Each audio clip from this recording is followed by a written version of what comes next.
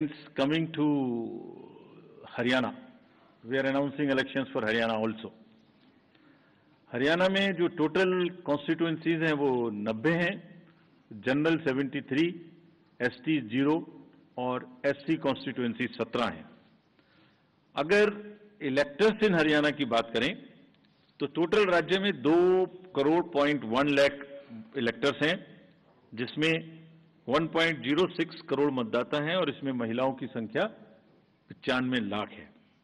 Third gender 1.50 lakh PWD और 2.54 लाख हमारे 85 age group से ज्यादा के मतदाता हैं। और जो हरियाणा की एक रोबस्ट हेल्दी लाइफ स्टाइल है, उसमें हमारे 10,321 ऐसे मतदाता हैं जो शतायु हैं। उन सबको हमारा नमन, और वो सब वोट देने आए, इसकी हम पूरी की पूरी कोशिश करेंगे। हरियाणा का इलेक्टरल रोल 27 अगस्त 2024 को प्रकाशित हो जाएगा, लेकिन उसके बाद भी this is again true for J and K and Haryana both. Electoral roll final हो जाएंगे वहां 20 को और यहां 27 को। सबको कॉपीज मिल जाएंगी, पहले से भी पब्लिश हो चुकी हैं, लेकिन फिर भी अगर कोई मतदाता छूट गए तो उन्हें अपना नाम पंजीकृत कराने का अभी भी नॉमिनेशन से पहले समय होगा। पोलिंग स्टेशन अगर देखें तो हरियाणा में 20,629 पोलिंग स्टेशन होंगे और जिसमें लोकेशन आधी होंगी, यानी 10,500 के करीब, 495 टू बी प्रिसाइज। यानी एक जगह पर दो बूथ या 3 बूथ होंगे, क्योंकि शहरी इलाके हैं। अर्बन एरियाज में 7,000 के लगभग और रूरल एरियाज में 13,000 के लगभग पोलिंग स्टेशन होंगे। यहां भी हम लोग youth, PWD, women managed votes बनाएंगे। और एक चेंज और हरियाणा में इस बार किया है, जो पूरी कंट्री में अर्बन एरियाज में हम लोग कर रहे हैं और स्लम एरियाज में, slum and multi stories in urban areas, उसमें जो मल्टी हाउसिंग सोसाइटीज हैं, मल्टी स्टोरी हाउसिंग सोसाइटीज, उनमें भी पोलिंग स्टेशंस बना है।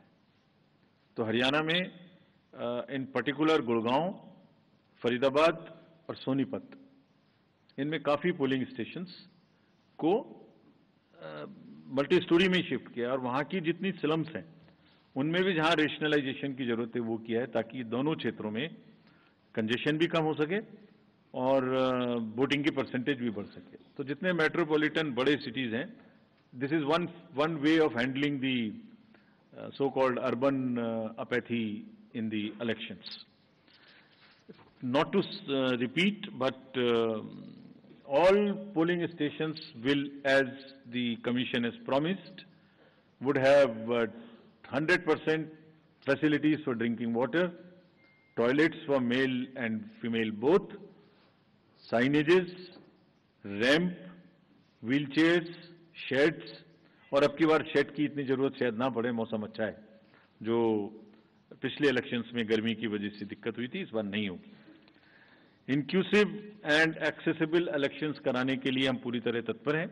इन दोनों राज्यों में जैसे अब पैन इंडिया 85+ लोगों को घर जाके वोटिंग का समय मिलता है, वो मिलेगा।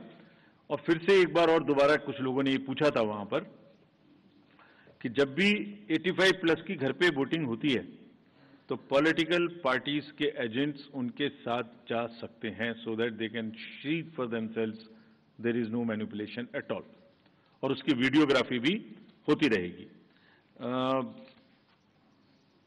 तजुर्बा यही है कि बुजुर्ग लोग अभी भी ज्यादा से ज्यादा बूथ पे आना चाहते हैं, तो that is a very welcome step and the officials have been directed to provide all facilitations to them at that place.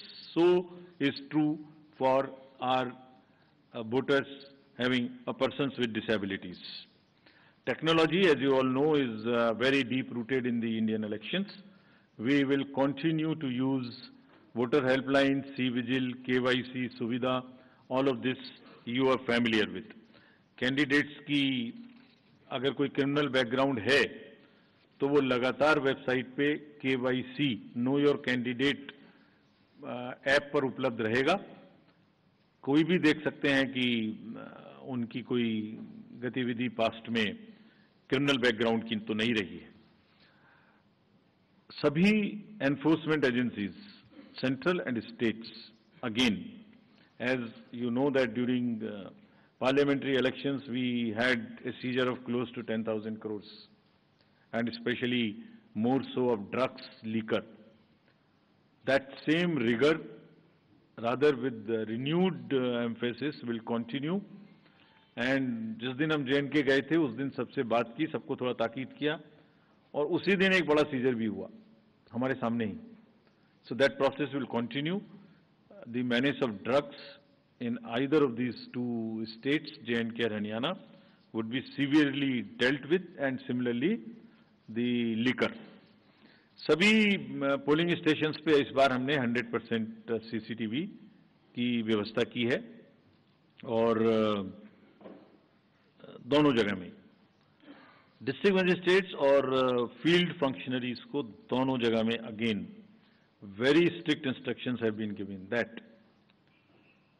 उनको खाली निष्पक्ष रहना है, लेवल प्लेइंग फील्ड इंश्योर करनी है. किसी के भी क्षेत्र से अगर इस प्रकार की शिकायत आती है कि वो कोई पक्षपातपूर्ण रवैया कर रहे हैं, तो commission will be extremely strict with absolutely no nonsense approach in these cases. Observers also, again, we will be emphasizing कि वो अपनी रहने की जगह, अपना फ़ोन नंबर न्यूज़पेपर्स में पब्लिसाइज करें, और कम से कम 1-2 घंटा एक दिन जरूर एक निर्धारित जगह पे बैठें, ताकि कोई भी आके उनसे कुछ कह सके. Fake media, fake news and social media, you are all aware. We are also aware. Now we are far more equipped to handle. सबको ताकीद दी गई है कि वो खास तौर से करें. J&K में सभी पार्टीज ने एक और स्पेशल रिक्वेस्ट की थी कि उनके जो कैंडिडेट्स हैं और जो पार्टी के ऑफिस बेरर्स हैं, उनकी सिक्योरिटी सबको बराबर बराबर से मैच करके मिले. ऐसा नहीं कि किसी को ज़्यादा किसी को कम मिले. तो ये भी स्पष्ट इंस्ट्रक्शन वहाँ दी गई हैं, and we will ensure that all candidates get due security. What is intended is that the participation should increase in terms of the contesting candidates, in terms of the campaigning, in terms of participation, in terms of sweep activities, more of shikaras, more of cycles, more of rallies, and we will provide sufficient security to the candidates. To sum up, we are on a very happy note and a very, what should I say, after long gap, the elections are due and going to be held in J&K and in time in Haryana. और एक अच्छी चीज़ है इस समय में, अगर जम्मू कश्मीर में देखें तो फेस्टिवल का भी सीजन है, एप्पल का भी सीजन है, जैस्मीन का भी सीजन है, सेफ्रॉन का भी सीजन है, शिकारा भी है, ट्यूलिप भी है, और गुरेज फेस्टिवल भी इसी समय में है. तो सभी चीज़ें एक साथ कायनात ने इकट्ठी की हैं, उसमें जमहूरियत की उत्सव भी एक ही साथ है. और Haryana, as you all know, is a land of athletes. All the athletes and sports persons have done proud to the nation in Olympics, और almost it's a national pride, it's a symbol of national pride. Suraj Kund का मेला भी है, पिंजौर का heritage festival भी है, और beautiful राग and रागनी भी हैं हरियाणा में, जिनका डेमोक्रेटिक फेस्टिवल में, लोकतंत्र के चुनाव में जम के यूज होगा, ऐसी हमारी उम्मीद है.